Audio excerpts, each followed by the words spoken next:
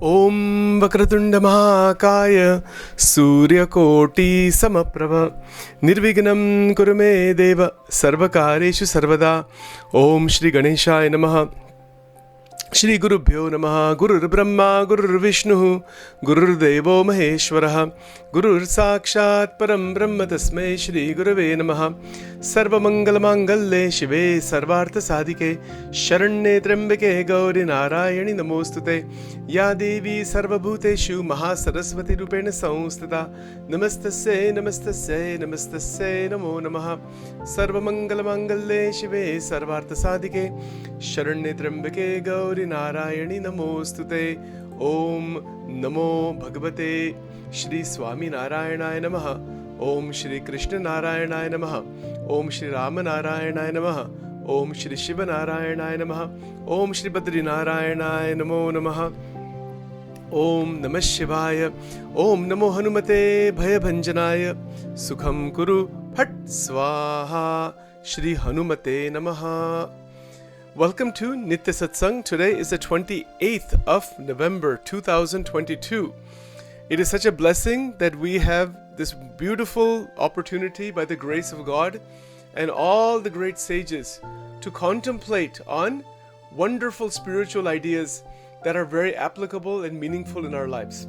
So with prayers and respects to all of the great sages and all of you who are online as well as anybody else listening to this later on, please accept my most humble prostration and pranam to everyone. So from that, to continue from yesterday we looked at Karma Yoga and what is the instruction of Karma Yoga. So that recording we made yesterday. Today we want to examine Dhyana Yoga. What is Dhyana Yoga as an instruction? So in verse number 65, when Shankaracharya ji is teaching here, that there is the instructions of these great, competent, very adept individuals who are teaching human beings, teaching disciples, teaching people how to excavate, how to realize the Atma actually, using multitude of methods. So Dhyan Yoga is one of the big paths, one of the major paths, and that is discussed later on in this verse where Shankaracharya ji says, Upadesha Manana Dhyanadi Bhihi.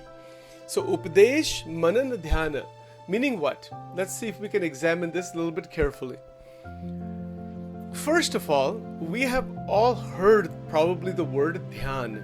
It's used in common Indian languages also. You know, in Marathi language, in Gujarati language, in many languages it is used. The word Dhyana is used in the common parlance. The word Dhyana is used in Sanskrit also. It is a Sanskrit word and it is used in the yogic tradition. Now, in English, if we were to translate this word, it could have many meanings, and I'll try to put some of them out in front of you. The one common meaning is meditation. You know, to meditate. Well, what is meditation? If we say to meditate, we want to meditate to realize the Atma, to realize the self, that is the luminous divinity itself, then what type of dhyan is needed? What is dhyana? What is meditation? So meditation has many different aspects to it. So to begin with, I want to differentiate between two types of meditation. That is Nirbij Dhyan and Sabij Dhyan. I'll translate it for you. Nirbij means without seed, and Sabij means with seed. That is the actual literal translation. So what is the Nirbij Dhyan? Nirbij Dhyan is, let's say for example, an individual goes into the nature, into the parks or into the mountains or rivers, and is just paying attention on the breathing, is being in the nature, is connected with nature in many ways, appreciating the glories of nature, and is just sitting with nature. This is an example of Nirbij Dhyan. This is one example. There are many such examples where there is no concentration going on. Now see this point very clearly. When a sadhaka, sadhak meaning one who is seeking God, seeking liberation, seeking siddhi and then liberation. Sadhaka could be seeking siddhis also, but that's a little lower level. But sadhaka, pure sadhakas are seeking only the liberation, seeking only prasannata, bhagavad prasannata. So, the sabij dhyan is concentration. The Nirbij Dhyan is not concentration. It is a meditation also. So in Nirbij Dhyan, one is just in a state of awareness, being, seeing, hearing, opening the senses as widely as possible, naturally as possible, by tuning oneself just with what is existing around oneself and within oneself. There is no concentration in this dhyan. Who are some of the big teachers along this path? The number one person that comes to mind is Jai Krishnamurti, Jiddu Krishnamurti. Phenomenal teacher completely on this path. Even in Buddhism, yes, there are sadhanas shown, there are some concentration shown, but it ultimately is nirbija. In Jainism, similar idea is that there is Mahavir Swami temples, things are there, but eventually that is all dropped and you are just the Atma. There's no sense of duality. So again, there are some differences between the Jaina philosophy, the Jaina path, the Buddhist path. One of the biggest differences is that in the Jaina tradition, there is the Atma. Atma is predominant, that you realize you are the Atma, that's it, you're finished. You are the Siddha, you are a Bhagavan. That is what is meant in the Jaina tradition. In the Buddhist tradition, Buddha didn't talk about the Atma at all. Remember this point. In fact, so then because he didn't talk about it, the whole tradition started calling it Anatmavad. That there's no such thing as Atma. There's mind, and once the mind's disturbances stop, there's nothingness. Shunya, Mahashunya. Now this is just my commentary on this. Because Buddha didn't talk about it doesn't mean it's not there. That is why Shankaracharya ji, who came after Buddha, directly talked about the Atma to remove the deficiency that developed in Buddhism later on, after the Buddha. The reason the Buddha didn't talk about the Atma is because the mind will create a concept about the Atma. And the concept is never the actual thing. So that's why it's not created. This takes some time to explain, but remember, just go back up for a moment. Nirbij, Sabij. Nirbij is what? Without concentration, without seed. Now, why is this word seed used? Because there isn't a deliberate activation of energy from inside using a mantra using a stotra, using some murti. None of that is present. That is called Nirbij. So the instructions given by the enlightened beings throughout history are based on their path and their realization. Take, for example, the Bible. The New Testament has the teachings of Jesus Christ. Jesus' teachings are from his own experience. They have to be from his experience and from his observations, from his realization. Same thing is true with Guru Nanak Dev. In the Guru Granth Sahib, whatever teachings are there are from his experience, manana, chintana, realization. It cannot be from anything else. Bhagwan Krishna in the Bhagavad Gita is speaking from his state and experience. In Vachanamrut, Bhagwan Swaminarayan, Swami Sajananji Maharaj is speaking, he says it many times, he says, I'm speaking from my anubhav. In Gujarati, he said, Mari pratyaksh ajmavel baat chhe. This is Gujarati. I've seen and I'm showing, I'm seeing and I'm talking about. So every guru, every teacher is only going to teach and show path or multiple paths that are in their purview, that they have traveled and they have realized what is the goal of those paths. So these paths are beautiful. From Sachin's perspective here is that they are all interconnected. If they are genuine, even when we say non-genuine path, I don't know that there's any such thing really. Even if somebody has not made progress, they have attempted to make progress. They have done something. Even people who are like saying there's Nastik, atheist, there's nothing there. Even that's a path. That is a path of Charvaka in the Indian philosophy, believe it or not. The vastness of Sanatana Dharma, it doesn't reject anything. That is the most incredible aspect of it. It's not even an aspect, it is the truth of Sanatana Dharma. It accepts every path, it accepts every idea, it accepts every perspective. Whether it is materialism, whether it is spirituality, whether it is the Atma, whether it is Buddhism or Jainism or Sikhism, or these are Western words, by the way.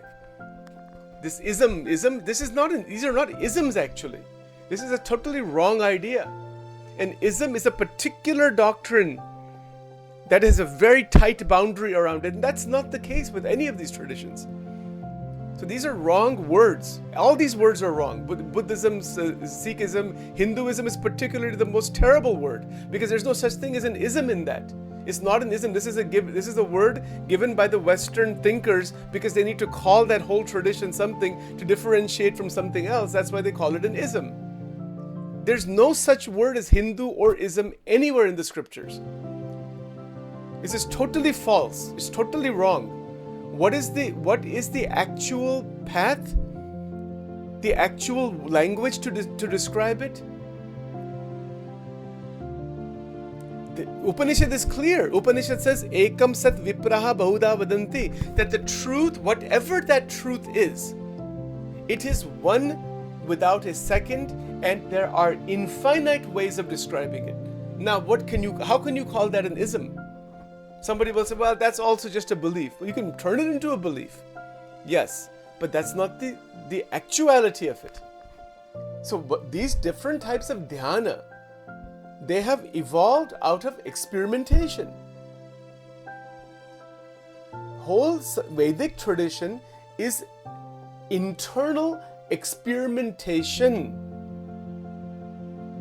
So when someone is sitting in nature, let's look at what this sadhana looks like. It's very interesting. If we go into nature, what happens when we go into nature? What is our experience? First of all, our breathing changes. Generally the fresh air, if the fresh air is there, there's mountains and trees and you're with nature, there is so much natural connection. Right now, we're not even talking about God or the Brahman or anything, just going into nature. Wow. What comes out of that? This is how in ancient times, the rishis went into the nature. That is where in the Himalayas and the caves and in the deep mountains, they performed dhyana.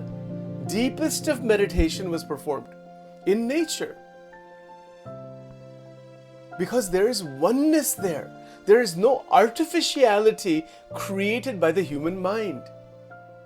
If we go to the city of Wilmington or city of Philadelphia, city of New York, city of Bombay or city of Bangalore or any other big cities in the world, these cities are a creation from the human intellect. They are artificial. Yes, they have their own glory, no doubt. Obviously they do.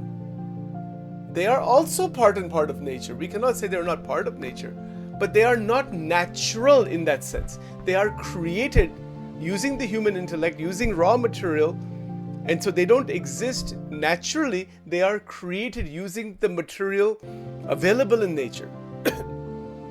So Nirbij Dhyan, the dhyan without any concentration, without any mantra, without any kind of Ishtadevata, without any kind of support of any kind. This is Nirbij Dhyan. And it begins in nature. It almost always begins in nature.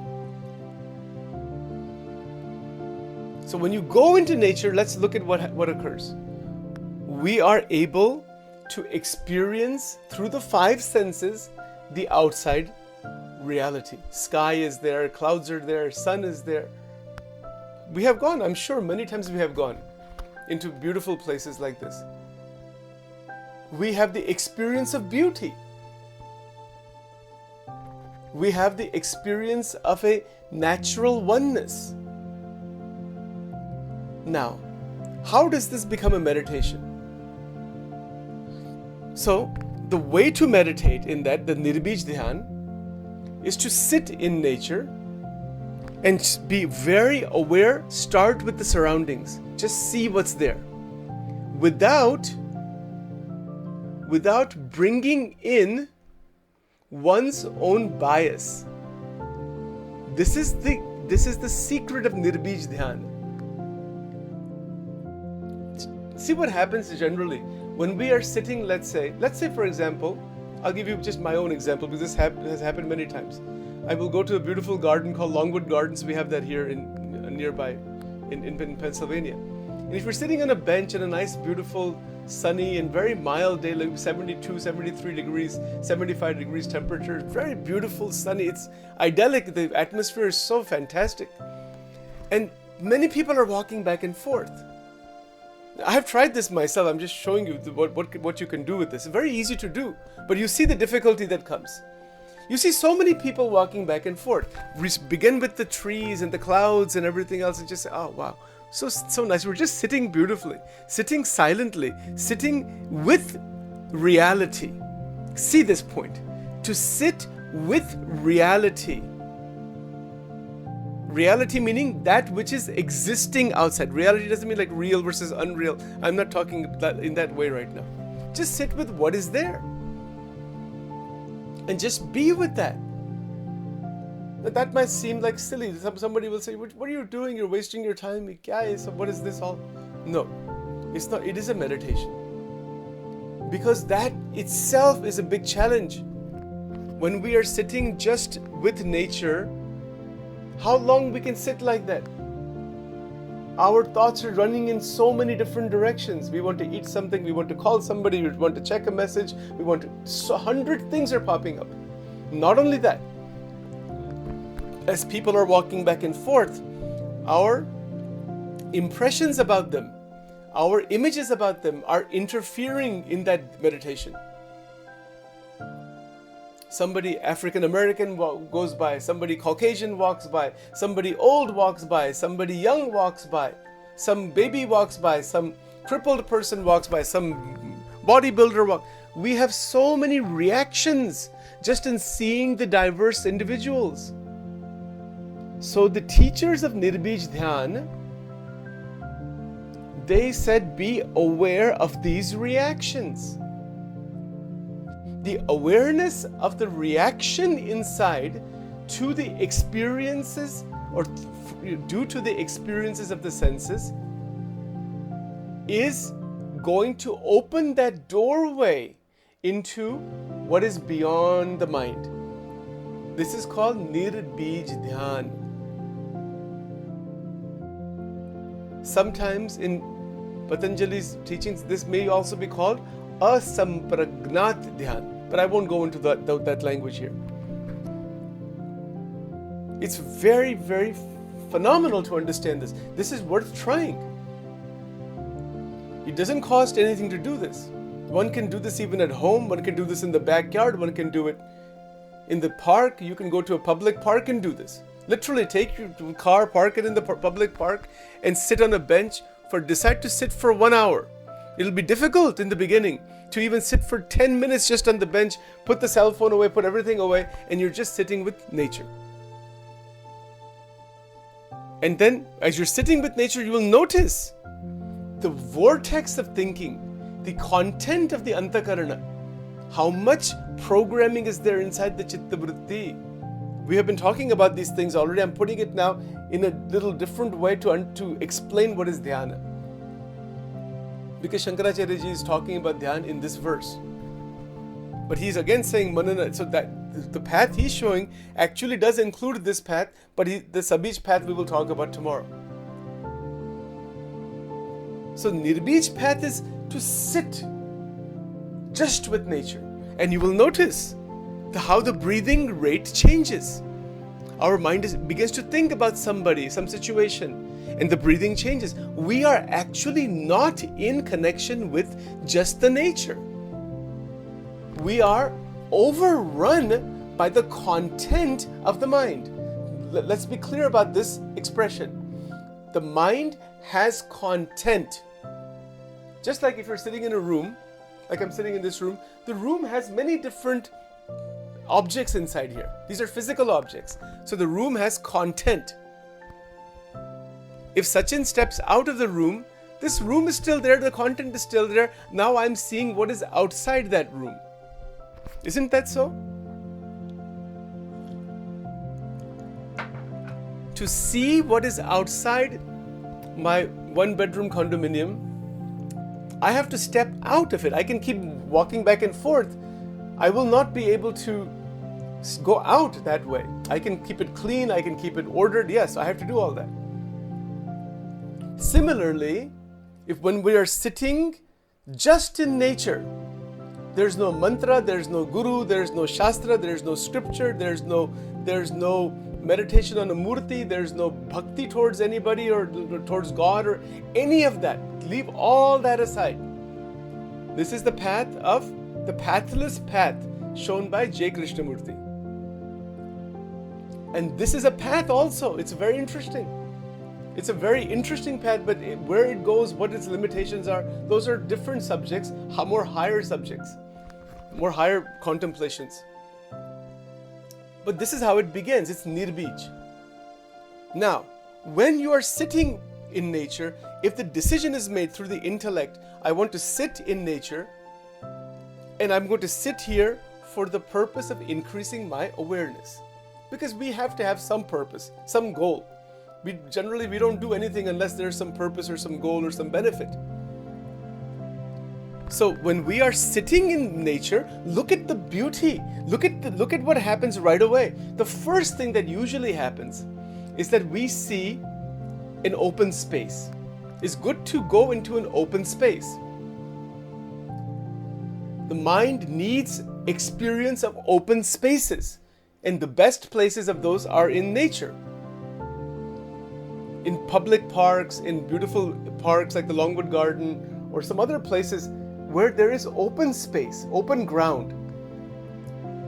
So when we are sitting there, usually the experience in the beginning is, you just feel better because there is openness that is perceived from through the eyes. There is fresh air that is being taken in. What does that do? It allows us to get more openness of the mind. The mind is generally cluttered by the content. Let's be clear on this point. The cluttering, just like in my house, if everything is just thrown all over the place, trash is thrown, old items are there, that's unclean, sink is filled with dirty dishes for the last 3 or 4 days, there's foul smell. How terrible that is.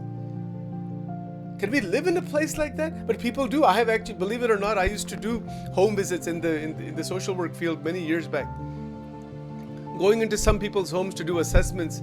You cannot even go inside. The smell is so horrific. You cannot go inside. I have to do the assessment, otherwise you'll vomit actually.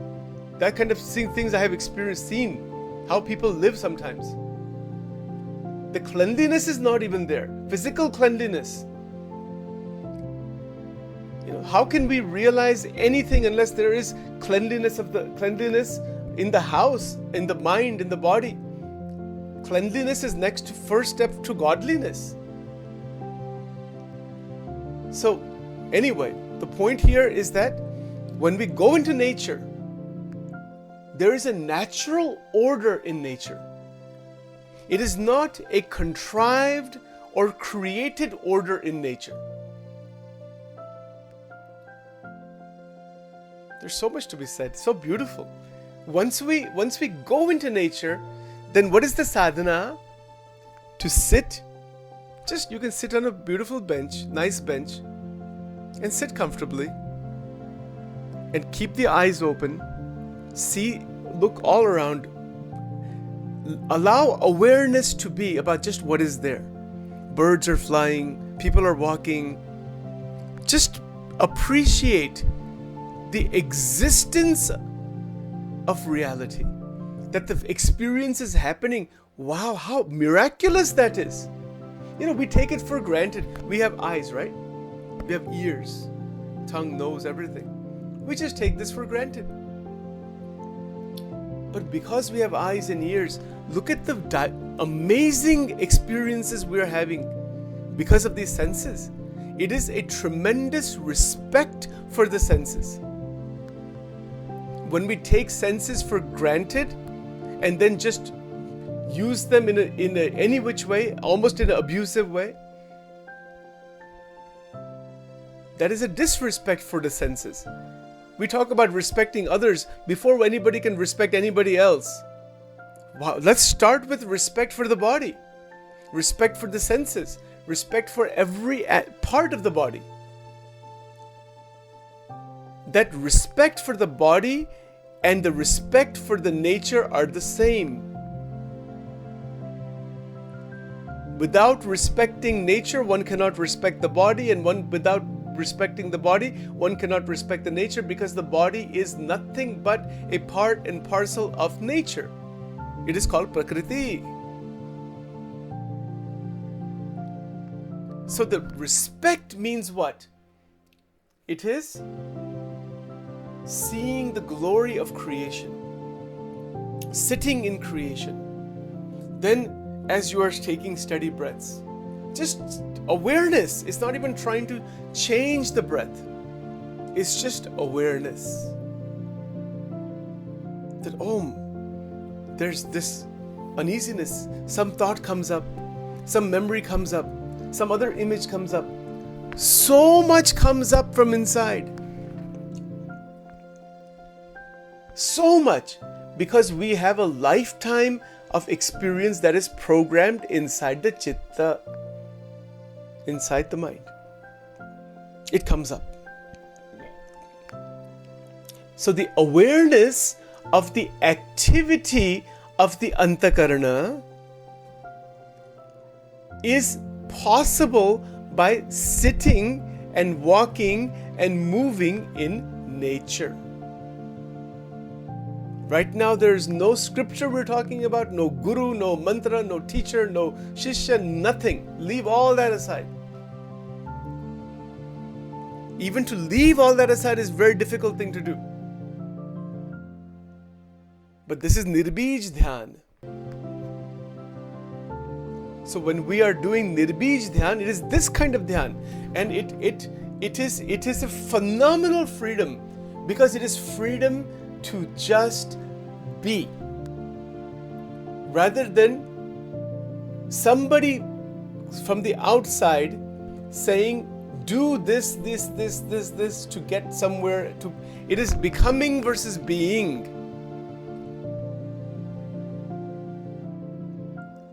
Again, this is a very intricate subject, but I have to watch the timing, because otherwise this requires many hours to really understand, even for me to explain it thoroughly. But in short time, I will do the best I can by the grace of God to present this point of view.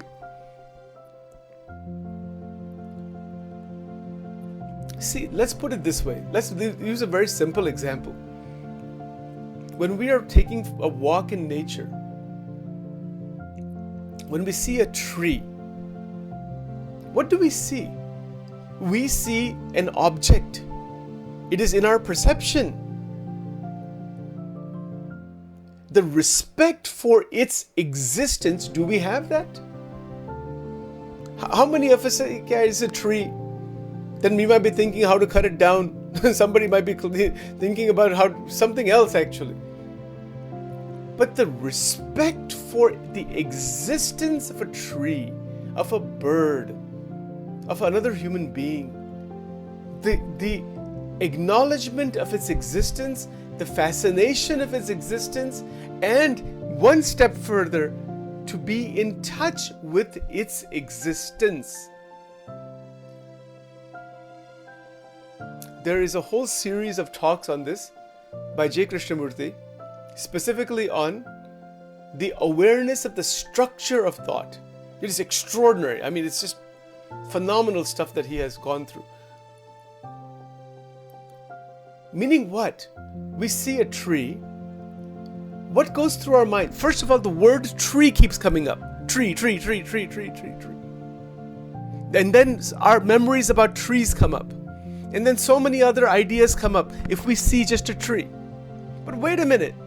Can we see that tree without all of that internal noise? To see the tree without all that internal noise is Brahma Vidya. It is the Brahman. It is God. It is enlightenment.